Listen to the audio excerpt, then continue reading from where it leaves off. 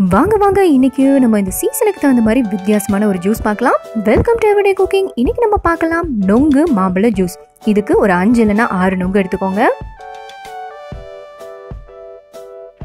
நல்ல இள நொங்கா இருந்தா இந்த ஜூஸ்க்கு ரொம்ப நல்லா இருக்கும். கொஞ்சம் கல் நொங்கு இல்லாம பார்த்துக்கோங்க. இதை நல்லா மேஷ் பண்ணிக்கோங்க.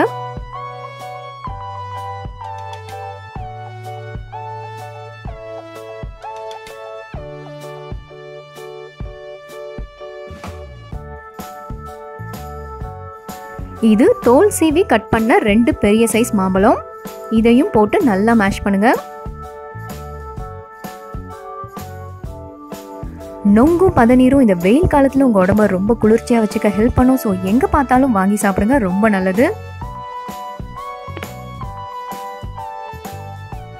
நான் இங்கே யூஸ் பண்ணியிருக்கிற மாம்பழம் பங்கனப்பள்ளி. ஸோ சொல்லவே வேண்டாம், இது ரொம்பவே இனிப்பாக இருக்கும். ஸோ ஓரளவுக்கு புளிப்பு இல்லாத மாம்பழமாக செலக்ட் பண்ணி இந்த மாதிரி மேஷ் பண்ணிக்கோங்க. இந்த ஜூஸோட டேஸ்டியாக அந்த நொங்கும் மாம்பழமும் லைட்டாக குடிக்கும்போது கடிப்படுறது தான். ஸோ அதனால தான் நான் இதை மிக்சிலெலாம் போட சொல்ல இந்த மாதிரி நல்லா மேஷ் பண்ணி எடுத்துக்கோங்க. அடுத்ததான் நம்ம இதில் ஆட் பண்ண போகிறோம் 1 லிட்டர் பதநீர்.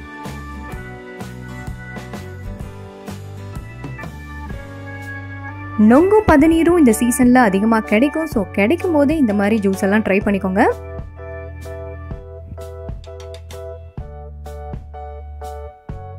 இந்த ஜூஸ் செய்ய எந்த மிக்சியும் தேவையில்லை. அதே மாதிரி இந்த ஜூஸ் ரொம்ப ரொம்ப தித்திப்பாகவே இருக்கும். ஸோ சுகரும் கொஞ்சம் கூட ஆட் பண்ண தேவையில்லை.